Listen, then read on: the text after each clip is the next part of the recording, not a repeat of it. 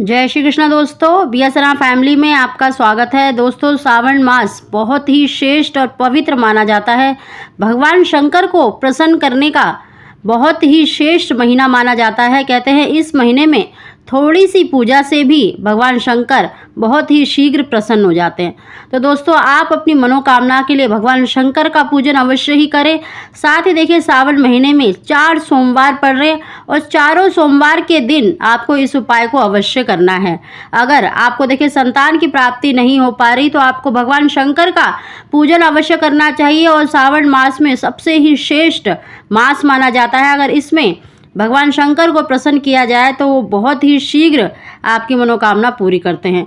दोस्तों, जिन भी बहनों को देखिए अभी तक कोई संतान नहीं है या उनकी कोख बंधी हुई है, तो उनके लिए भी हम उपाय बता रहे हैं कि उनको शिवलिंग पर क्या अर्पित करना चाहिए जिससे कि उनकी बंधी कोख खुल जाए और उनको संतान की प्राप्ति हो जाए।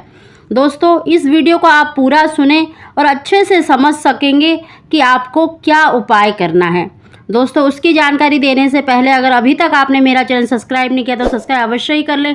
बगल में बेल आइकन को दबा दें जिससे मेरी आने वाली सभी वीडियो का नोटिफिकेशन सबसे पहले आप तक पहुंच सके। दोस्तों, सावन के महीने में अगर भगवान शंकर का डेली पूजन किया जाए तो बहुत ही श्रेष्ठ माना जाता है। अगर आप नित्य प्रति नहीं कर सकते तो सोमवार के सोमवार तो अवश्य ही भगवान शंकर का पूजन करें और जिस वस्तु को हम अर्पित करने के लिए कह रहे हैं उसको अवश्य ही अर्पित करें। दोस्तों, ये चारों सोमवार में आपको अवश्य करना है। अगर गर्भवती महिलाएं इस उपाय को करना चाहें, अगर उनका देखिए 6 महीने से कम है तो वो खुद उपाय कर सकती हैं, नहीं तो आप अपने पति से करवा सकती हैं या घर के किसी भी सदस्य से करवा सकती हैं। दोस्तों, कहते हैं अगर गर्भवती स्त्री को 6ठा महीना लग जाता है तो उसको शिवलिंग की यानी पूजा नहीं करनी चाहिए। शिव जी की पूजा कर सकते हैं लेकिन शिवलिंग की पूजा नहीं करनी चाहिए। तो दोस्तों देखिए, सोमवार के दिन कोशिश करें आप ब्रह्म मुहूर्त में जगें, और क्योंकि मंदिरों में भी काफ़ी भीड़ होती है तो आप तसल्ली से पूजा कर पाएंगे।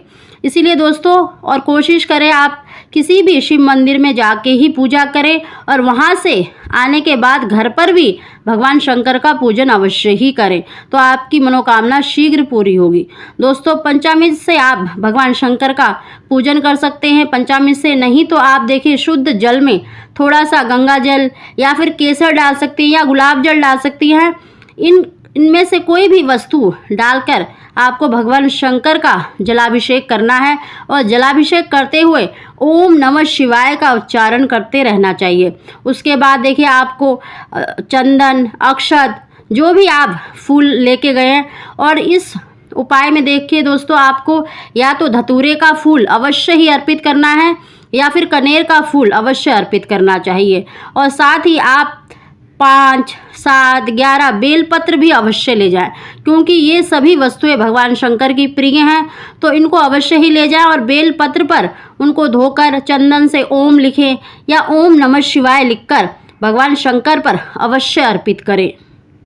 दोस्तों, भगवान शंकर की पूजा के साथ शिव परिवार का पूजन अवश्य करना चाहिए। गणेश जी का, माता पार्वती जी का, नंदी का पूजन अवश्य ही करना चाहिए। और अक्षत के बिना भगवान शंकर का पूजन अधूरा माना जाता है तो आपको अक्षत अवश्य ही चढ़ाने चाहिए। साथ ही आप 1 मुट्ठी अक्षत लेकर यानी चावल लेकर या फिर 21 दाने चावल के लेकर अपने हाथ में रखकर अपनी जो भी मनोकामना है, चाहे संतान की है, पुत्र की है, मनोकामना बोलकर शिवलिंग पर अवश्य ही चढ़ा दें। दोस्तों, इस तरह से आपको उपाय करना है और चारों सोमवार में आपको अक्षत अवश्य ही अपने सीधे हाथ में रखकर अपनी मनोकामना बोलकर उसके बाद आपको शिवलिंग पर चढ़ाना है। दोस्तों, आपको कनेर और धतूरे का फूल भी अवश्य ही चढ़ाना है और भगवान शंकर का पूजन करना है, उनकी आरती करनी है। या तो आप घी का दीपक जलाकर उनकी आरती करें या फिर कपूर जलाकर उनकी आरती करनी चाहिए। दोस्तों, ये तो संतान प्राप्ति के लिए और पुत्र प्राप्ति के लिए उपाय बताया है, जो अक्षत का और कनेर का फूल या फिर धतूरे का फूल आपको नित्य प्रति हर सोमवार में अवश्य चढ़ाना है। बेलपत्र भी आपको अवश्य ही चढ़ाने हैं। 5, 7 अपनी इच्छा अनुसार आप चढ़ा सकते हैं। साथ ही दोस्तों, जिन भी बहनों के देखिए कोख बंधन है, कोख बंधन खोलने के लिए आपको संतान प्राप्ति का जो ये उपाय बताया है ये तो करना ही है। इसके साथ ही कोख बंधन खोलने के लिए भगवान शंकर से प्रार्थना करते हुए आपको बांस के पत्ते जो बांस होती है उसके पत्ते या फिर हरी घास अवश्य ही चढ़ानी है। आप गिनकर 5, 7, 11 अंकुर अवश्य ही चढ़ा सकते हैं, मतलब बांस के पत्ते अवश्य ही चढ़ा सकते हैं। जितने आपको मिल जाए 3, 5, 7, 11 कितनी भी संख्या में कोख बंधन खोलने के लिए आपको अवश्य चढ़ाना चाहिए। अगर आपकी किसी तरह से ग्रह दोष के कारण, पितृदोष के कारण या किसी भी ग्रह दोष के कारण या कैसे भी अगर आपकी कोख बंधी हुई, आपको कई सालों से संतान की प्राप्ति नहीं हो रही, तो कोख बंधन खोलने के लिए आपको बांस के पत्ते या हरी दुर्वा यानी हरी घास अवश्य चढ़ानी है। आप देखिए हरी घास को अच्छे से धोकर उसके बाद ही ओम नमः शिवाय कहते हुए भगवान शंकर से प्रार्थना करते हुए उसके बाद चढ़ानी है।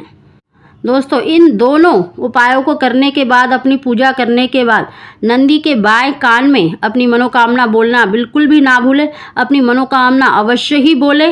और साथ ही देखिए आपको शिवलिंग पर चाहे आपके चढ़े हुए फूल हो चाहे किसी और के चढ़े हुए, एक कनेर का फूल या फिर धतूरे का फूल, दोनों में से कोई सा भी फूल मिल जाए उसको उठाकर घर लाना है। और साथ ही शिवलिंग पर आपको अक्षत भी अवश्य ही मिलेंगे। तो जितने भी आपको अक्षत मिल जाए, चाहे आपने चढ़ाए हैं चाहे किसी और के चढ़े हुए हैं, आपको जितने भी अक्षत मिल जाए प्रसाद स्वरूप आपको अक्षत और एक कनेर का फूल या फिर धतूरे का फूल, अगर दोनों मिल जाते हैं तो दोनों लेकर आए, नहीं तो धतूरे या कनेर के फूल में से जो भी आपको मिल जाए उसको अवश्य ही अपने घर में लेकर आएँ। दोस्तों अपने घर के मंदिर में भगवान शंकर का पूजन अवश्य ही करें और उन फूलों को आपको भगवान शंकर के आगे अर्पित कर देना है। प्रार्थना करनी है कि हे प्रभु, मैं आपका ये प्रसाद स्वरूप लाई हूँ, शीघ्र ही मेरे घर में भी संतान की प्राप्ति हो जाए, पुत्र की प्राप्ति हो जाए। इस तरह से कहते हुए आपको भगवान शंकर के आगे अर्पित कर देना है। और जैसे ही 2-3 दिन बाद वो फूल सूखने लगे, आप अपने घर के किसी भी गमले में, दोस्तों अपने घर के ही गमले में आपको उसे मिट्टी में दबा देना है। दोस्तों इस उपाय को आपको हर सोमवार पर करना है। साथ ही दोस्तों जो अक्षत लेके आए, देखिए आपका व्रत है तो आप दूसरे दिन ब्रह्म मुहूर्त में जगकर उसको गंगा जल से या बछड़े वाली गाय के दूध के साथ, या सिर्फ अगर संतान की इच्छा है तो गाय के दूध के साथ ग्रहण कर ले। चाहे तो आप उसको दरदरा पीस ले या फिर साबुत निकल जाए, लेकिन आपको दांतों से चबाना नहीं है, आपको निगल जाना है। चाहे आप उसको पीस कर ले या फिर आप दूध में पीस कर घोल कर ले सकती हैं। अगर आपका व्रत है तो आप दूसरे दिन ब्रह्म मुहूर्त में जगे, सबसे पहले नहा धोकर आपको उसी प्रसाद को ग्रहण करना है जो अक्षत आप लेके आए हैं। और दोस्तों अगर आपका व्रत नहीं है तो आप रात में संध्या के समय भी उसको ग्रहण कर सकते हैं। दोस्तों इस उपाय को आप 4 सोमवार में करेंगे ना, निश्चित ही भगवान शंकर की कृपा से आपको संतान की प्राप्ति, पुत्र की प्राप्ति और कोख बंधन अवश्य ही खुलेगा। दोस्तों अगर आपको हमारी जानकारी वीडियो पसंद आई हो तो हर हर महादेव अवश्य लिखें। आप सभी को जय श्री कृष्ण।